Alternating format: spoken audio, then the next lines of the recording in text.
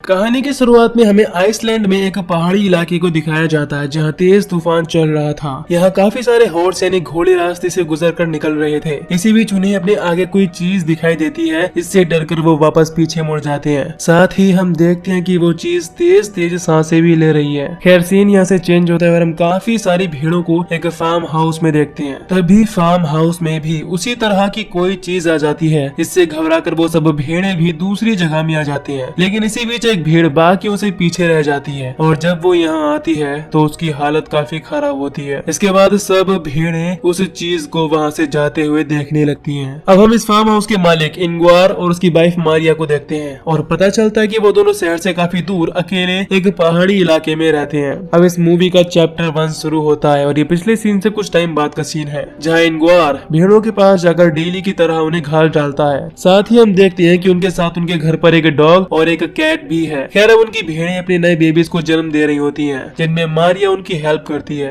रात में डिनर के वक्त इंग्वार न्यूज़पेपर में देखता है कि अब टाइम ट्रेवल पॉसिबल है और इसकी अभी केवल थ्योरी लिखी गई है, जिसे सुनकर दोनों बोलते हैं कि आगे ये पॉसिबल है। इसी बीच दोनों की बातचीत से हम समझ पाते हैं कि दोनों काफी शांत रहते हैं और इनमें कुछ दूरियां भी हैं, यानी वो एक दूसरे के साथ खुशी खुशी नहीं रहते। खैर अगले दिन वो दोनों फार्म हाउस में जाकर नए लैम्स की मार्किंग करने लगते हैं। इसमें वो बताती है कि इस साल नए बेबीज ज्यादा बड़े हैं। दोनों बातें कर ही रहे होते हैं, तभी अंदर एक और भेड़ अपने लैम्ब को जन्म देने वाली थी। मारिया जल्दी से उसके पास जाती है। जब वो दोनों उस नए फीमेल लैम्ब को देखते हैं तो काफी हैरान होते हैं, क्योंकि उस लैम्ब के सर के अलावा बाकी सब इंसानों जैसा था, यानी कि एक हाइब्रिड लैम्ब, इंसान और भेड़ का कॉम्बिनेशन। खैर वो दोनों डिसाइड करते हैं कि अब से वो उसे अपने बेटे की तरह पालेंगे। इसके बाद मारिया उसे उसकी माँ से अलग करके अपने साथ घर ले आती है और उसका अपनी सगी बेटी की तरह ध्यान रखने लगती है। मारिया उसे पाकर काफी खुश रहने लगी थी। इसके बाद वो उस लैम्ब का नाम एडा रखते हैं और हमें पता चलता है कि एडा उनकी बेटी थी, जो कि बॉर्न होते ही टाइम मर गई थी और इसी वजह से उन दोनों में दूरियां रहने लगी थी। लेकिन अब नई एडा यानी उस लैम्ब के आ जाने से सब ठीक हो गया। मारिया और इंग्वार को उसकी असली माँ से कोई फर्क नहीं पड़ता कि कैसे जब असली माँ से उसका बच्चा छीना जाता है तो उसे कितना दर्द होता है। दूसरी तरफ हम फार्म हाउस में उसी भेड़ को देखते हैं जो कि अपने बच्चे को खोकर काफी दुखी थी और उसे आवाज लगा रही थी। अगले दिन मारिया जब उसके पास जाती है तो वो भेड़ उसकी तरफ मैमियाने लगती है। देखने से लग रहा था कि जैसे वो अपने बच्चे को वापस लाने कह रही हो। ये देखने के बाद मारिया समझ जाती है कि वो क्या मांग रही है, लेकिन उसको कोई फर्क नहीं पड़ता और वो वहाँ से चली जाती है। शाम के वक्त मारिया एडा को अपने गले लगाकर घूमने लगती है। साथ ही इंग्वार ये देखकर उसे कुछ नहीं कहता, लेकिन वो कहीं ना कहीं जानता था कि ये सब गलत है, पर फिर भी वो मारिया की हाँ में हाँ कर देता है। अगले दिन इंग्वार फार्म हाउस में जाकर देखता है कि उस भेड़ ने अपनी रस्सी तोड़ ली है और वो वहाँ से गायब है। इधर मारिया घर के बाहर देखती है कि वो भेड़ विंडो के पास आकर अपने बच्चे को आवाज लगा रही है। तभी यहाँ इंग्वार भी आ जाता है और दोनों मिलकर उसे यहाँ से फार्म हाउस की तरफ भगा देते हैं। लेकिन फिर भी वो भेड़ वापस घर के पास आकर चिल्लाने लगती है। दोनों उसकी आवाज से परेशान होकर विंडो के शीशे ही बंद कर लेते हैं और बिल्कुल उसे अनदेखा कर देते हैं। अगले दिन मारिया ट्रैक्टर से अपने खेतों की तरफ निकल जाती है और इंग्वार अपने फार्म हाउस में काम करने आ जाता है। लेकिन इसी बीच वो घर का गेट बंद करना भूल गया था। जब वो दोनों घर पर आते हैं तो उन्हें एडा कहीं नहीं मिलती, जिसे लेकर दोनों काफी घबरा जाते हैं। इसके बाद दोनों उसे घर के आसपास भी चेक करते हैं, लेकिन वो कहीं नहीं दिखाई देती। आगे वो पहाड़ों की तरफ जाकर देखने लगते हैं। काफी आगे उन्हें एडा मिल जाती है अपनी असली माँ के साथ, यानी उसकी माँ ही उसे लेकर यहाँ से जा रही थी। मारिया एडा को उठाती है और वापस से घर की तरफ जाने लगते हैं। साथ ही वो भेड़ उनके पीछे आने लगती है। तब मारिया उस पर चिल्लाकर उसे भाग जाने को कहती है। इसके बाद दोनों उसे घर लाकर सुला देते हैं और यहीं से मूवी का चैप्टर 2 शुरू होता है। और ये भी कुछ टाइम आगे की कहानी है, जहाँ मारिया अब एडा का और भी ज्यादा ख्याल रखने लगी थी। दूसरी तरफ हम कुछ लोगों को देखते हैं जो कि गाड़ी के बोनेट में एक आदमी को पकड़कर लाए थे और उसे इसी पहाड़ी इलाके में छोड़कर चले गए। इसके बाद वो आदमी अब इंग्वार के घर की तरफ आ रहा है। इधर रात में मारिया को भेड़ों के डरावने सपने आने लगे थे। जब उसकी आँख खुलती है तो वही भेड़ घर के बाहर खड़ी होकर अपने बच्चे को आवाज लगा रही थी। ये देखकर मारिया काफी ज्यादा गुस्से में आ जाती है और फार्म हाउस से गन लाकर उस भेड़ को शूट करके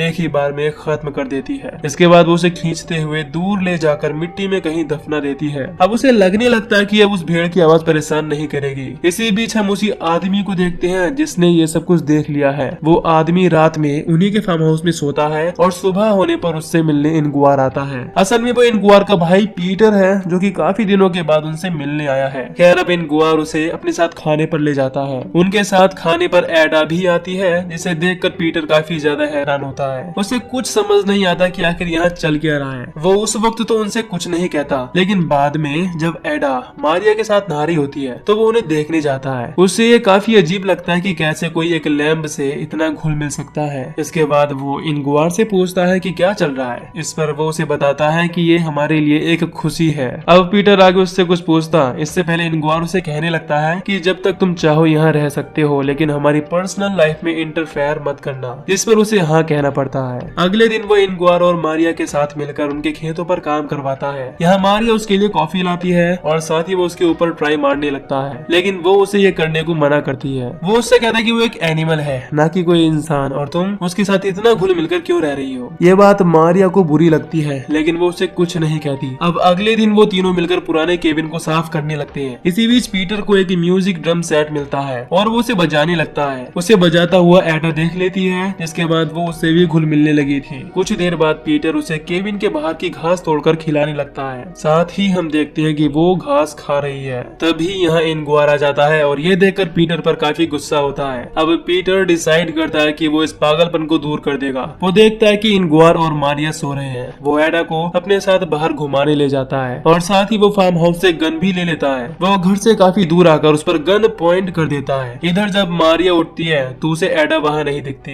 जिसके बाद वो उसे घर में ढूंढने लगती है। उसे एक जगह पर एडा पीटर की गोद में सोती हुई मिल जाती है, यानी पीटर उसे नहीं मार पाया और उसने उसे आखिरकार एक्सेप्ट कर ही लिया। अब यहाँ से मूवी का चैप्टर 3 स्टार्ट होता है। मारिया एक जगह पर जाती है जहाँ 3 कब्र थी और उनमें से एक कब्र उसकी असली बेटी एडा की थी, जो कि बॉर्न होते टाइम ही मर गई थी। यहाँ 2 कब्र और होती हैं और हो सकता है कि ये कब्र भी उसके 2 बाकी मरे हुए बच्चों की हो। इस वजह से इनगुआर और उसके बीच दूरियां बढ़ी थी। अगले दिन पीटर एडा को अपने साथ ट्रैक्टर में बिठाकर फिशिंग के लिए ले जाता है और घर में मारिया और इनगुआर अकेले होते हैं और एक दूसरे के साथ रोमांटिक होने लगते हैं। इधर पीटर एडा के साथ मिलकर एक लेक में फिशिंग करने लगता है। कुछ टाइम बाद जब वो वापस घर जा रहे होते हैं तो उनका ट्रैक्टर रास्ते में ही बंद हो जाता है। इसके बाद पीटर उसे वहीं छोड़कर एडा के साथ घर आ जाता है। घर पर वो इनगुआर से ट्रैक्टर के बारे में बताता है कि वो खराब हो गया है। इसके बाद वो तीनों मिलकर ड्रिंक करते हुए मैच देखने लगते हैं और बाद में साथ मिलकर डांस भी करते हैं। एडा इन सबसे परेशान होकर घर के बाहर आ जाती है। वहाँ वो देखती है कि उनका डॉग किसी चीज को घूर कर देख रहा है और जब एडा भी उस चीज को देखती है तो वो काफी डर जाती है। जब वो डॉग उस चीज की तरफ जाता है तो वो चीज उसे बेरहमी से मार देती है। अब एडा जल्दी से उससे बचकर फार्म हाउस में आ जाती है और अपना चेहरा शीशे में देखने लगती है। इसी बीच हम देखते हैं कि उनकी गन फार्म हाउस से गायब होती है। इसके बाद एडा जल्दी से भागकर घर में आती है, जहाँ इनगुआर को ज्यादा ड्रिंक के नशे में नींद आ रही थी। बाद में वो उसी के साथ बेड पर लेट जाती है। साथ ही हम देखते हैं कि एडा उस चीज से अभी भी डर रही थी। दूसरी तरफ मारिया और पीटर किचन में जब एक साथ होते हैं तो यहाँ पीटर उसे एडा की असली मॉम के बारे में बोलकर ब्लैकमेल करने लगता है और पूछता है कि क्या तुमने एडा को बताया कि क्या तुमने उसकी मॉम को मार दिया। ये बात सुनकर मारिया उसकी बात मान लेती है और उसे किस करती है और चालाकी से एक कमरे में बंद कर देती है। वो नहीं चाहती थी कि एडा को ये सब बातें पता चले। इसी बीच हम देखते हैं कि उनके घर की कैट उनके घर से दूर रहने लगी है उस चीज के डर की वजह से। अगले दिन सुबह में मारिया पीटर को उठाती है और उसे बाद में स्टैंड पर छोड़ने चली जाती है। वहाँ वो उसे बताती है कि एडा उनके लिए एक गिफ्ट है और इससे वो अपनी नई शुरुआत कर सकते हैं। इधर हम देखते हैं कि एडा इनगुआर को ब्रेकफास्ट देती है और बाद में इनगुआर उसे अपने साथ लेकर ट्रैक्टर की तरफ जाने लगता है, जो कि रास्ते में खराब पड़ा था। दूसरी तरफ मारिया पीटर को बस में बिठाकर घर की तरफ आने लगती है। इधर इनगुआर उसे रास्ते के बारे में बताने लगता है कि घर की तरफ वापस आने का रास्ता क्या है। अब वो ट्रैक्टर के पास आकर उसे स्टार्ट करने की काफी कोशिश करता है, लेकिन वो स्टार्ट नहीं होता। इसके बाद इनगुआर एडा को लेक की तरफ ले जाने लगता है। इधर मारिया घर पहुंचती है, लेकिन उसे वहाँ उन दोनों में से कोई दिखाई नहीं देता।